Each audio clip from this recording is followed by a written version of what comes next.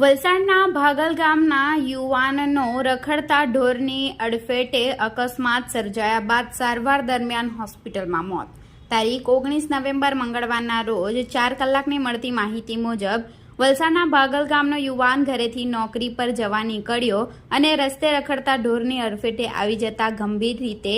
ઈજાઓ પહોંચી હતી, જેનું સારવાર દરમિયાન વલસાડની ખાનગી હોસ્પિટલમાં મોત થયું છે. આ બનાવને પગલે સમગ્ર પંથકમાં શોકની કાલીમાં છવાઈ ગઈ હતી. આ કરુણ ઘટના અંગે ઘટના સ્થળેથી મળતી વધુ વિગતો મુજબ વલસાડના કાંઠા વિસ્તારમાં આવેલા ભાગલ ગામે ભીંડી ફળિયામાં રહેતા 25 વર્ષીય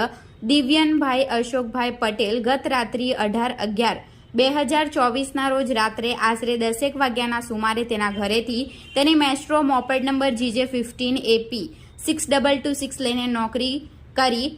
પરત જઈ રહ્યો હતો અને તે દરમિયાન ડુંગરી ગામ નહેર નજીક પહોંચતા રખડતા ઢોરની અડફેટે આવી જતા દિવ્યાનભાઈ તેમની મોપેડ લઈને પટકાયા હતા, જેમાં દિવ્યાનભાઈને માથા, મોઢા અને છાતીના ભાગે ગંભીર ઈજાઓ પહોંચતા તેમને સારવાર માટે વલસાડની કસ્તુરબા હોસ્પિટલમાં ખસેડવામાં આવ્યા હતા, જ્યાં તેમનું સારવાર દરમિયાન આજરોજ મોત થયું છે. આ બનાવ બાદ ડુંગરી પોલીસે અકસ્માત મોતનો ગુનો દાખલ કરી આગળની કાર્યવાહી હાથ ધરી છે.